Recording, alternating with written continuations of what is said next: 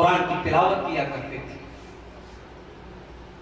इस घर में दीन की बातें सिखाई जाती थी। इस घर में कोई गलती होती थी, दीन के ताल्लुक से टोका जाता था। इस घर में दीन था, इस घर में आखिरत की फिक्र थी, इस घर में तरबियत थी। आज हमारे घरों में मेरे भाई बहुत कुछ है। बढ़ती हुई महंगाई के बावजूद हमारे लाइफ स्टाइल में कोई कमी नहीं है, हमारे घरों की रौनक में कोई कमी नहीं है। कमी है तो हमारे घर की रूहानियत में, हमारे घर की दीनदारी में। अल्लाह ने नबी के घर का तस्करा करते हुए कुरान के 22वें पारे में फरमाया, वक़रना फी बुयूतिकुन्ना वला तबर्रजना तबर्रुजल जाहिलिय्यतिल ऊला। ऐ नबी की बीवियों, तुम अपने घरों में इज्जत के साथ, वकार के साथ रहा करो। वला तबर्रजना तबर्रुजल जाहिलिय्यतिल ऊला। और ऐ नबी की बीवियों, जब तुम घर से निकला करो तो बनाओ सिंगार करके, मेकअप करके, सज संवर करके न निकला करो। वह अक़िमना सलाता, तुम नमाज कायम किया करो। वह आतीना ज़कात, ज़कात अदा किया करो। वह अतीना अल्लाह व रसूला, और ऐ नबी की बीवियों, तुम अल्लाह की और उसके रसूल की इताअत किया करो। इन्नमा युरीदुल्लाहु लियुज़हिबा अन्कुमुर रिज्सा अहलल बैति व युतहिरकुम तत्हीरा। ऐ नबी की बीवियों, अल्लाह ताला तुम्हारे घर को हर गंदगी से पाक करना चाहता है। अल्लाह ने इस घर को हर गंदगी से पाक कर दिया था। ये नबी का घर था। सुबह सुबह अल्लाह के प्यारे हबीब जब उठते थे, अम्मा आयशा फरमाती हैं, पहला काम आप ये करते थे, यशू सुफाहु मिस्वाक, आप मिसवाक से अपना मुंह साफ करते थे। अगर आपको रोजा रखना होता था, थोड़ी बहुत सहरी आप करते थे। उसके बाद जब फजर की अजान हजरत बिलाल देते, अजान के बाद अल्लाह के प्यारे हबीब 2 रकात सुन्नतें अपने घर पर पढ़ते थे।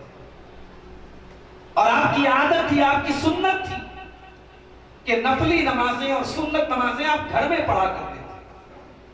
आपकी हदीस है कि अल्लाह तबारक व तआला के नजदीक सबसे महबूब इबादत इंसान की उसके घर में है, फर्ज के अलावा। सवाल ये पैदा होता है कि अल्लाह के नबी घर में क्यों नवाफिल पढ़ते थे? उलमा ने लिखा कि उसमें एक सबक था। सबक यह था कि घर वालों की, बच्चों की एक तरबियत हो, उन्हें नमाज का तरीका सीखने को मिले, उन्हें नमाज से मोहब्बत हो। आज हमने इस सुन्नत को भी छोड़ दिया। आज हमारे घरों में कौन नफिल नमाजें पढ़ता है, कौन सुन्नत नमाजें पढ़ता है?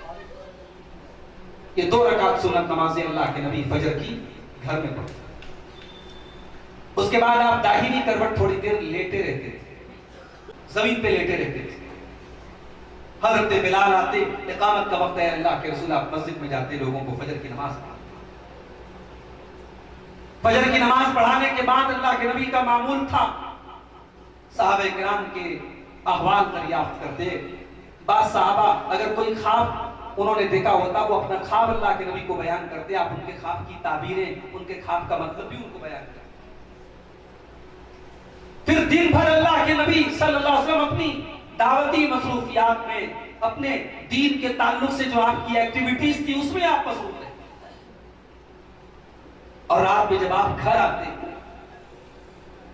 घर में आप जितनी देर रहते, अपनी घरवाली, जिस बीवी की आपकी बारी होती है, उस बीवी के घरेलू कामों में अल्लाह के नबी उनकी मदद करते, उनका सपोर्ट करते। अम्मा आयशा से पूछा गया, अल्लाह के नबी जब घर में होते थे तो क्या करते थे? फरमाया, यकूनु फी मेहनत अहलिही, अल्लाह के प्यारे हबीब जब अपने घर में रहते थे, अपने घर वालों के काम आया करते थे। हमारे यहाँ साहब ये मर्द की मर्दानगी के खिलाफ बात है। घरेलू कामों में ये काम औरत का है, हम क्यों काम में हाथ बटाएं, हम क्यों ये काम करें? घर के कामों में अल्लाह के नबी सल्लल्लाहु अलैहि वसल्लम कि अल्लाह के रसूल सल्लल्लाहु अलैहि वसल्लम अपने घर में क्या करते थे। फरमाया काना यफली तौबहू, अगर आपके कपड़े में कोई चीज लग जाती थी आप खुद साफ करते थे। वह यहनुबु शातहू, अपनी बकरी का दूध आप खुद धो लेते थे। वह यखदुबु अहलहू, और अपने घर वालों के काम आ जाया करते थे। ये अल्लाह के नबी की जिंदगी थी। मेरे भाइयों, इंसान